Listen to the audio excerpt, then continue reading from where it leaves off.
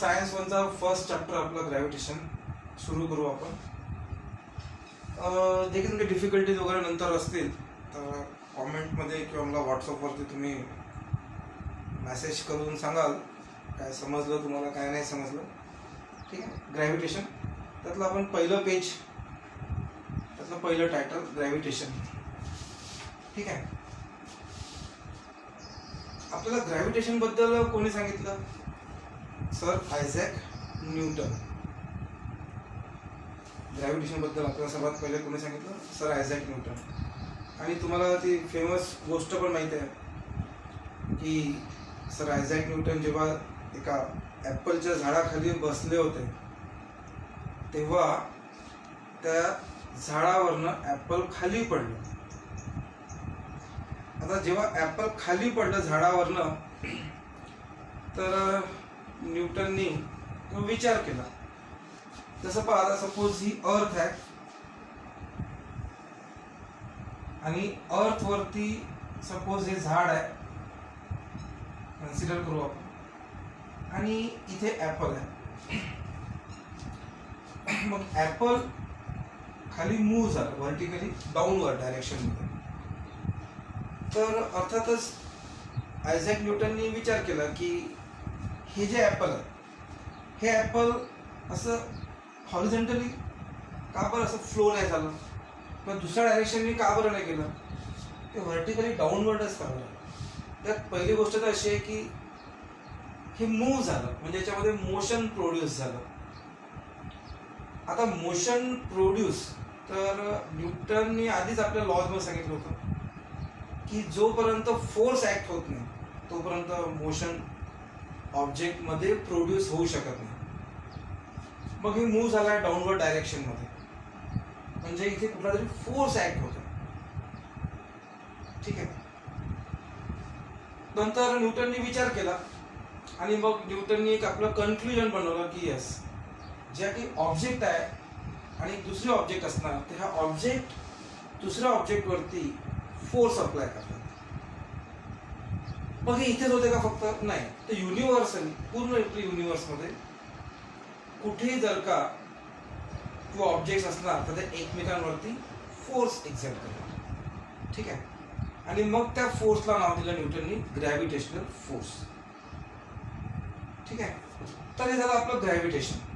अशा प्रकारे फोर्स कुठल्या ऑब्जेक्टवरती एक्झर्ट होणार आहे किंवा कुठली ऑब्जेक्ट असणार आहे दुसऱ्या ऑब्जेक्टवरती फोर्स एक्झर्ट करणार.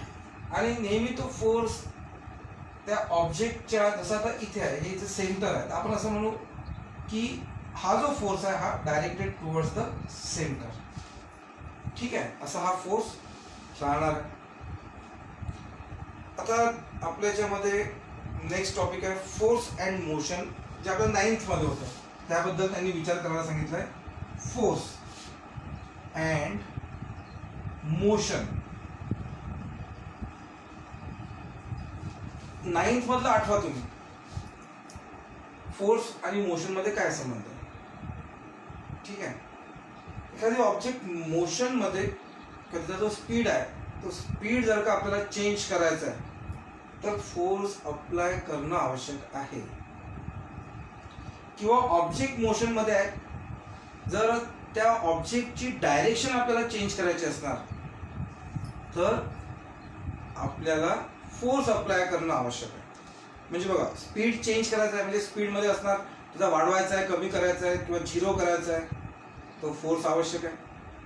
त्याची डायरेक्शन आपल्याला चेंज करायची आहे तर फोर्स आवश्यक आहे.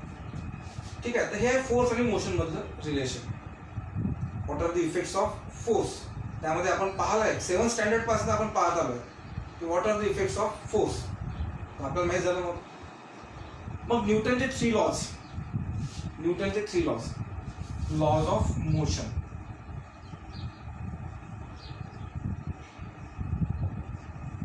किती आहे टोटल? 3 लॉज सांगितले आपल्याला न्यूटनने. ठीक आहे. स्टेटमेंट तुम्हाला 9th मध्ये आहेत. तुम्हाला पुन्हा ते स्टेटमेंट यावर्षी पण लिहायचे आहेत. तुम्ही जर का रफ बुक आणि पेन घेऊन बसले असणार तर माझा हा क्वेश्चन लिहून घ्या. पहिले तुम्हाला सर्वात पहिले हा क्वेश्चन लिहायचा आहे. State Newton's laws of motion.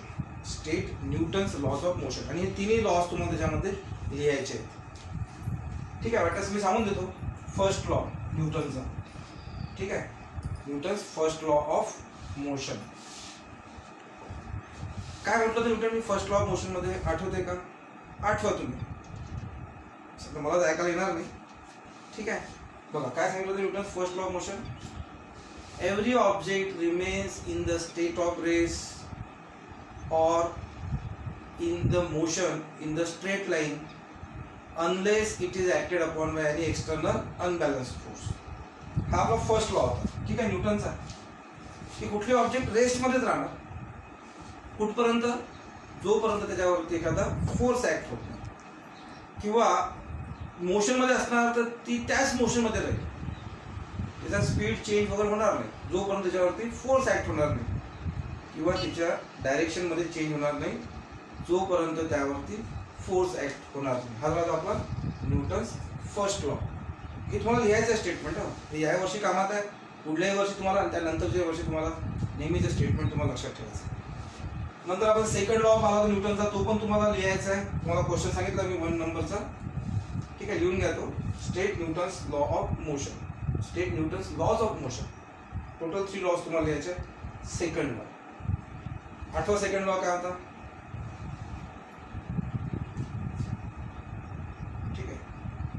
The rate of change of momentum is directly proportional to impressed force and takes place in the direction in which force act. जो आपण 9th मध्ये पाहिला होता की एखादा फोर्स जर का अप्लाय झाला तर अर्थातच मोमेंटम चेंज होणार आहे.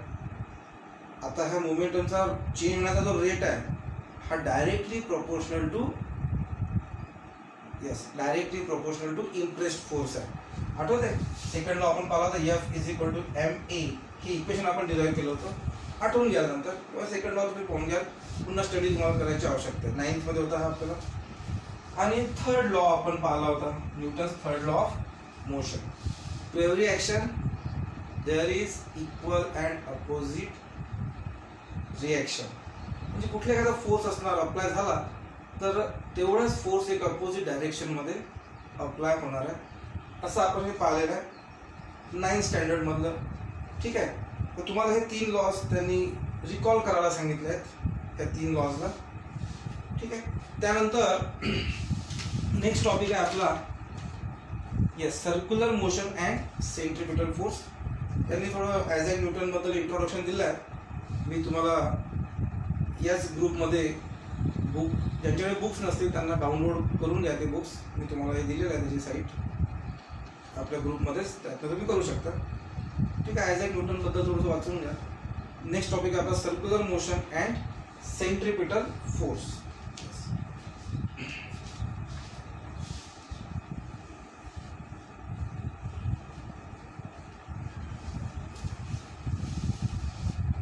नेक्स्ट टॉपिक आहे circular motion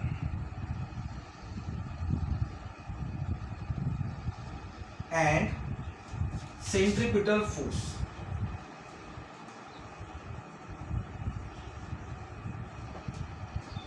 So what is circular motion? The motion of the body along a circular path. Suppose हा पाथ कसा है? सर्क्युलर पाथ है. एक बॉडी है, सपोज ही एक बॉडी है आणि ही या पाथ वरती मूव होत आहे, आपण काय म्हणतो ना सर्क्युलर मोशन परफॉर्म करत आहे. ठीक आहे, आता नेक्स्ट टॉपिक आहे पुन्हा याच्यामध्ये centripetal force. What is centripetal force? Centripetal force म्हणजे काय, या टर्मचं मिनिंग आपल्याला लक्षात घ्यायचं आहे. परत मी मिनिंग सांगून देतो आणि मग आपण थोडंसं ते एक्सप्लेन करू काय आहे. सेंट्रिपिटल फोर्स म्हणजे बघा, ही जी बॉडी आहे आपण प्रूव्ह करू की त्या बॉडीवरती फोर्स ऍक्ट होत आहे आणि तो या डायरेक्शन मध्ये टुवर्ड्स द सेंटर. म्हणजे बघा मी डायरेक्शन काढली, या बॉडीवरती जो फोर्स ऍक्ट होत आहे तो असा या डायरेक्शन मध्ये. ठीक आहे, तर हा झाला सेंट्रिपिटल. इथे पिटलचा सेंट्रिपिटल मीन्स सेंटर सिकिंग, म्हणजे टुवर्ड्स द सेंटर हा फोर्स ऍक्ट होत आहे. चला आपण प्रूव्ह करू की हा फोर्स सेंटरच्या डायरेक्शनने आहे. कसं काय, का बरं आहे? पहा मग, ही बॉडी आहे, आता सर्क्युलर मोशन परफॉर्म करत आहे. आपण आताच फर्स्ट लॉ पाहिला होता न्यूटनचा, याच्या आधी आपण न्यूटन फर्स्ट लॉ पाहिला होता. फर्स्ट लॉ ऑफ मोशन, ठीक आहे. Every body remain in the state of rest और in the motion in a straight line.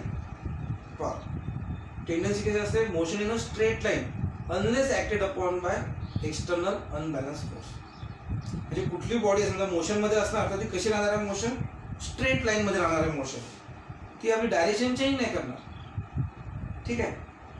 आता पहा, हा आपल्या न्यूटनचा फर्स्ट लॉ आहे, remain in the state of rest और in the motion in the straight line. आता स्ट्रेट लाईनचं मोशन आहे का, नाही आहे, त्याचं डायरेक्शन चेंज होत आहे. आपण एक एक्झाम्पल बघू. मी काय करतो की एक स्टोन घेतो आणि त्याला एक असा धागा बांधतो. आपण हा स्टोन घेतला, सपोज हा एक स्टोन घेतलेला, याला मी कसा धागा बांधलेला आहे आणि हा पकडला मी धागा आणि फिरवलं, काय होते, हा जो स्टोन आहे हा एका सर्क्युलर मोशन मध्ये फिरतोय. ठीक आहे, याचं मोशन कसं आहे, सर्क्युलर मोशन आहे. पण विचार करा की जर का मी हा स्टोन सोडून दिला, काय होईल, हा सर्क्युलर मोशन मध्ये राहील का, नाही. जसं पहा, आता आपण इथे हा स्टोन आहे आणि हा असा सर्क्युलर मोशन मध्ये फिरतोय. जेव्हा धागा बांधला आणि मी एक फोर्स अप्लाय करतो त्याच्यावरती, तेव्हा हा असा फिरतोय. पण मी आता फोर्स अप्लाय करणं बंद करतो, म्हणजे त्याला मी धाग्याला सोडून देतो. तर बघा, समजा इथे सोडला तर हा फोर्स नाही राहणार, तर याची डायरेक्शन ही राहील आणि हा जो आहे दगड हा या डायरेक्शन मध्ये मूव्ह होणार, स्ट्रेट लाईन मध्ये. आता ही डायरेक्शन कशी असणार आहे, तर हा जो सर्कल आहे ही डायरेक्शन याला टँजेन्शियल असणार आहे या सर्कलला. ठीक आहे. किंवा सपोज तुम्ही असं कन्सिडर करा की इथे असताना जर का हा दगड सुटला असता, इथे असताना तर हा या डायरेक्शनने गेला असता, म्हणजे इथे असताना त्याची डायरेक्शन ही होती असं म्हणू आपण. पण या आपण त्याला जो एक थ्रेड बांधलेला आहे त्या स्टोनला, त्या थ्रेडमुळे काय होणार, याची डायरेक्शन काय होत आहे, चेंज होत आहे. प्रत्येक क्षणाला याची डायरेक्शन चेंज होत आहे. म्हणजे याचा अर्थ पहा, फर्स्ट लॉ प्रमाणे स्ट्रेट लाईन मध्ये जायला पाहिजे जोपर्यंत फोर्स ऍक्ट होत नाही. पण इथे स्ट्रेट लाईन मध्ये नाही आहे, हे सर्क्युलर मोशन आहे, म्हणजे याच्यावरती कुणीतरी फोर्स ऍक्ट करत आहे. कोण करत आहे, इथे बघा, आपण याच्यामध्ये पाहिलं, हा धागा जो आहे, मी जो फोर्स ऍक्ट करतोय तर तो फोर्स हा धागा त्या दगडावरती अप्लाय करत आहे आणि टुवर्ड्स द सेंटर. ठीक आहे. म्हणजे बघा, सर्क्युलर मोशन परफॉर्म होण्याकरता एक फोर्स आवश्यक आहे आणि तो कोणता फोर्स आहे, मग त्याला आपण नाव दिलं टुवर्ड्स द सेंटर आहे, म्हणून सेंट्रीपिटल फोर्स. ठीक आहे. तो फोर्स ऍक्ट होत आहे, त्याला आपण म्हणू सेंट्रीपिटल फोर्स ऍक्ट होत आहे, त्याच्यावर सेंट्रीपिटल फोर्स ऍक्ट होत आहे. ठीक आहे. म्हणजे सेंटरकडे आहे तो फोर्स, म्हणून त्याला म्हटलं आपण सेंट्रीपिटल फोर्स. बघा, सर्क्युलर मोशन म्हणजे motion along the circular path. Motion along the circular path आहे म्हणजे प्रत्येक क्षणाला तो आपली डायरेक्शन चेंज करतोय. आणि आपण न्यूटनचा फर्स्ट लॉ पाहिला होता की कुठलेही ऑब्जेक्ट स्ट्रेट लाईन मध्ये जाणार जोपर्यंत फोर्स ऍक्ट होणार नाही. मग हे स्ट्रेट लाईन मध्ये नाही आहे, डायरेक्शन चेंज करताय. डायरेक्शन चेंज करायला या लॉ प्रमाणे काय पाहिजे, फर्स्ट लॉ प्रमाणे फोर्स आवश्यक आहे. इथे फोर्स अप्लाय होईल तेव्हाच काय होईल, डायरेक्शन चेंज होईल. ठीक आहे. म्हणजे इथे फोर्स अप्लाय होत आहे आणि हा फोर्स या डायरेक्शनने अप्लाय, सेंटरच्या डायरेक्शनने, म्हणून त्याला म्हटलं आपण सेंट्रिपिटल.